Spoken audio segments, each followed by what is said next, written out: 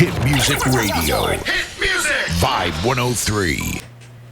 Good morning, Bermuda. Happy Sunday. Thank you for everyone that's tuning in.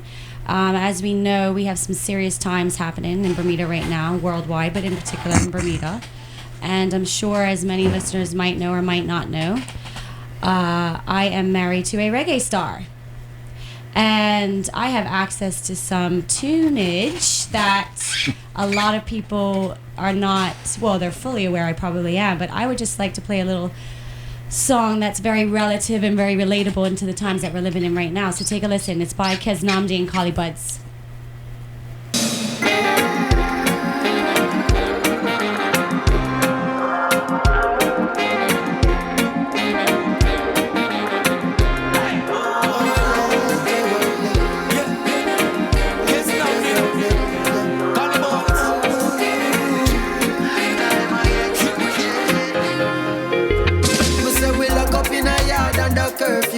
January, can't get a road, can't get a... It's been a roller coaster and it's far from over. Pandemic, under the pressure, under the pain. Them say 6 feet apart, every face of a mass pandemic. Can't get a breathe, can't get a breathe. People can't bear the cost, doctor can't find the cause of the strict martial law pandemic.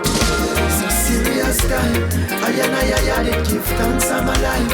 I never panic, now I must survive. I feel protect the inner place of your mind. Long time we tell you now, it's serious time. I did give thanks on my life. I never panic, now I must survive. Earth a change right in front of my eyes. Where do I start? Enough of them not clean in their mind, them in their heart. All them go a good school and never smart. No for who not wear disguise before they start. Mask you are wearing still a box for protection. Don't worry, I won't be seated in your section. Cause I will never in my life get injection. Mandate vaccine passports for win election. That are the next thing, trust me, whoa. Something not right, how can you be so naive? Let the media control, but you believe me, bad please. You show now mine, there is no time to ease. Cause it's a serious time. I did give thanks on my life. I never panic, now I must survive. Earth a change right in front of my eyes. We have your state of mind. Yes, depression at a hard time. Check on your brother if him doing alright in these unprecedented times. Lock up in the house and life no tax free. Them want guinea pig fi test them vaccine. It's a big money scheme, this COVID-19. The sickness a move at lightning max speed. Make me tell you no serious time. I did give thanks for my life. I never panic, no I must survive. I feel protect the inner peace of your mind. Long time we tell you no serious time. I did give thanks for my life. I never panic, no I must survive. Earth that change right in front of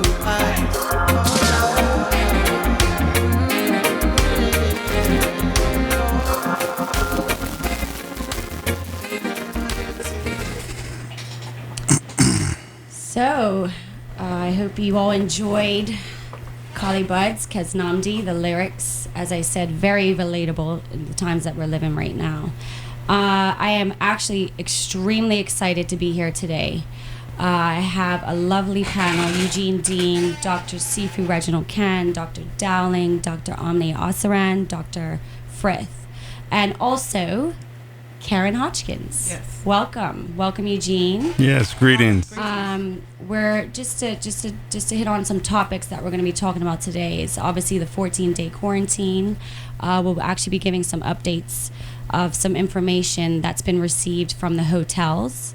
Hot topic of the Revolve event, children and pregnant women, ivermectin. And I think I'm just going to pass it on to Eugene if you want to just do a little intro for the listeners today. Well, greetings, Zara, and greetings, listening audience. These are very dark times in Bermuda. The sun may be shining outside, but there's a really ominous cloud looming over the country, and who feels it knows it. And we feel it, and we know there are a lot of people who feel it as well. We're experiencing a pandemic that should to have led to loud cries for us to come together, because unity is strength. Instead, it's being used to divide us. divide families, divide friends, divide work colleagues. It's literally tearing us apart. A recovery process fit for the skill and experience of our health professionals instead has been run by politicians and public health officials who have consciously or unconsciously spread fear and uncertainty all around the world. All of a sudden, countries like the United States have become our moral compass, leading the way with targeted ad campaigns, PR stunts, and appearances made by formerly well-respected public figures, key influencers, paid actors, even doctors and physicians who have been used to coerce our people. Prize giveaways, raffles, vouchers, money, travel, hotel stays, even herb has been used as an incentive. And the threat of lockdowns coupled with mandates that pose a direct threat to our freedoms, our liberties, and our livelihoods have been used to whip us into submission until we follow the very narrow guidance being handed down to countries all around the world.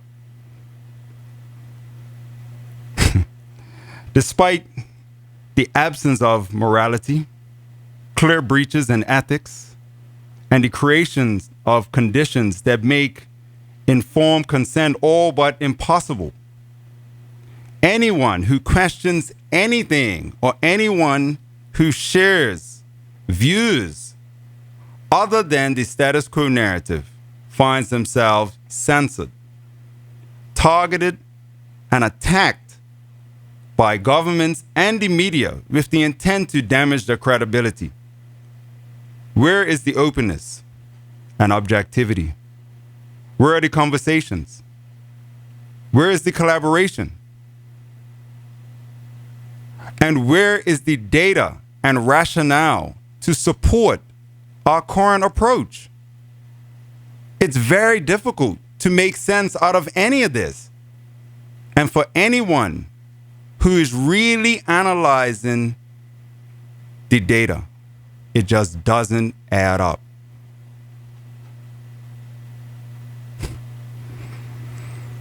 I'm really hoping that we can pull out of this.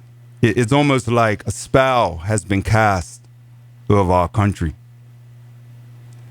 This is not a situation that we should be allowing to divide us. We have to rise above this. We're fighting each other when we're not even each other's enemies. We've misplaced, right, our energies on targets that are not real.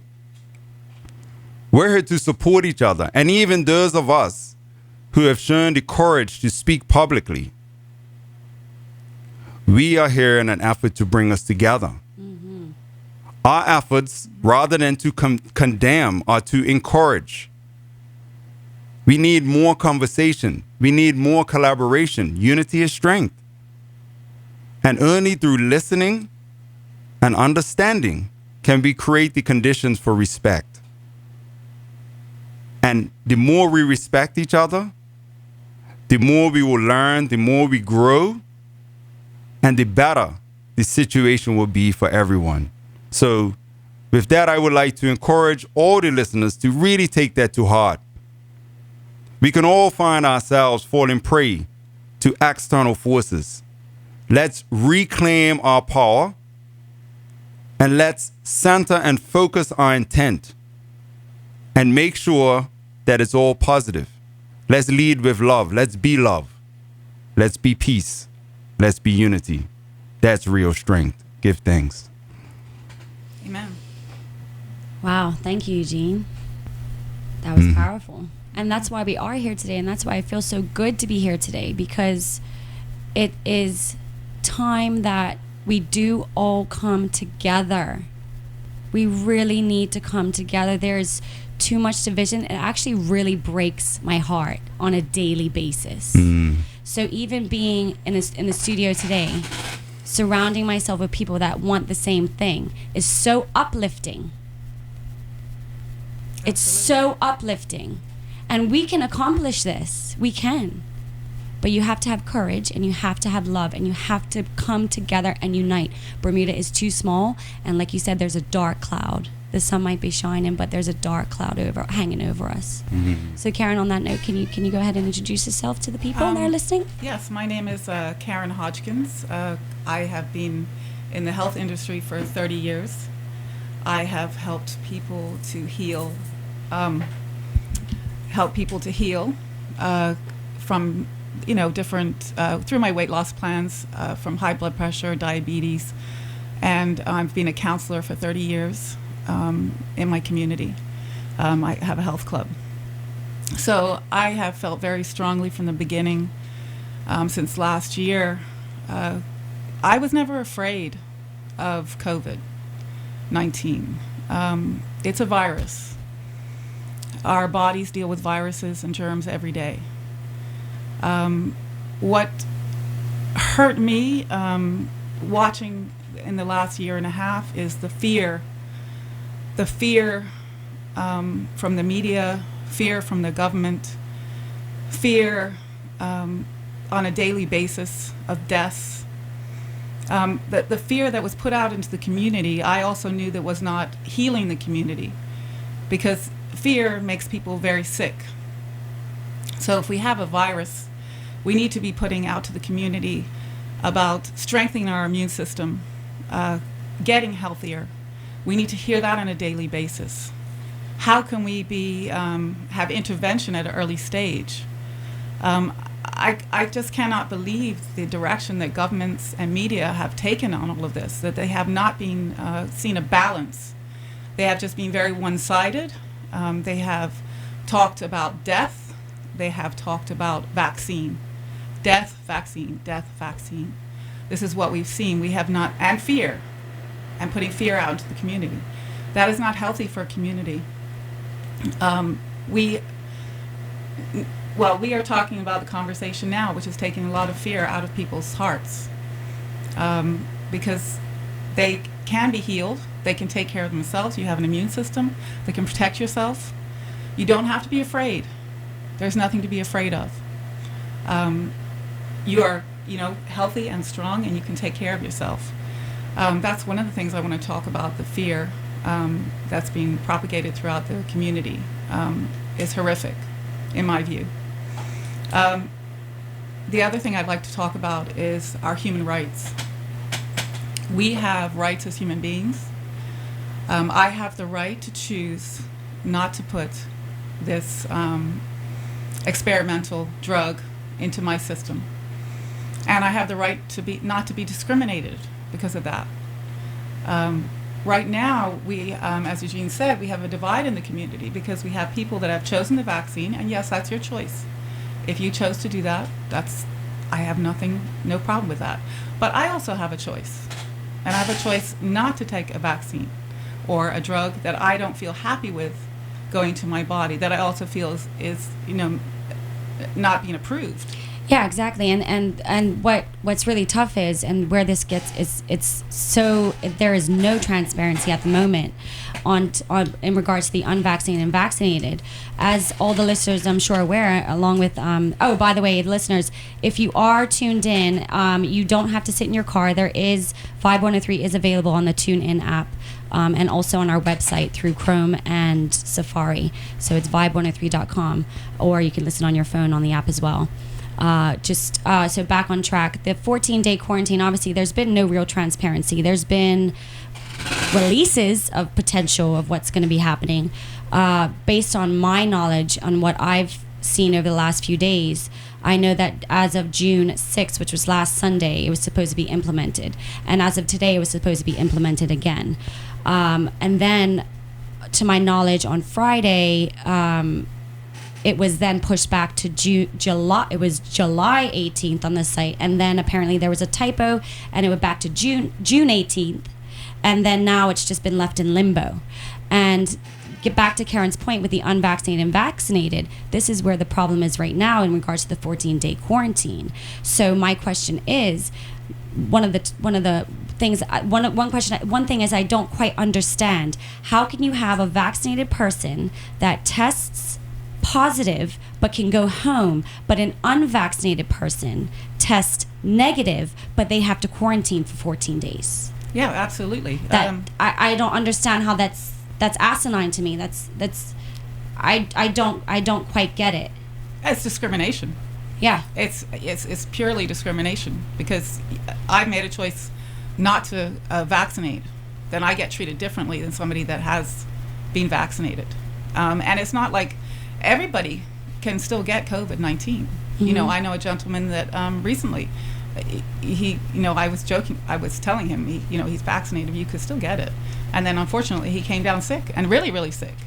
So, what I don't understand that, like, each person, whether they're vaccinated or unvaccinated, can still carry, the COVID virus. And we're never going to get rid of this virus. Doesn't anybody understand that? That's what gets me. You're trying to fight a battle that you're not going to win, because the virus is not going anywhere. It's going to stay around like the flu.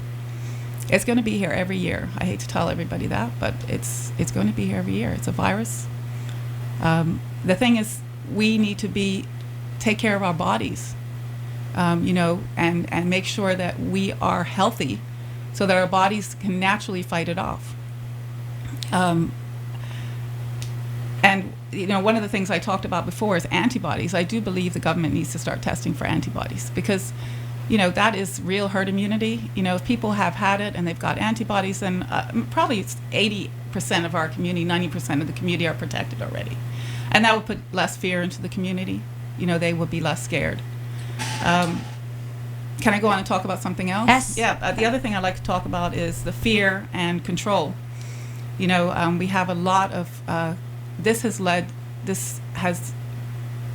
the beginning, yes, we had a pandemic. We were all nervous. We thought we did the right thing. I am not a fan of lockdowns. I go with Sweden and Florida on their choices there. But, we're at a point now that, are we going to be doing this every year?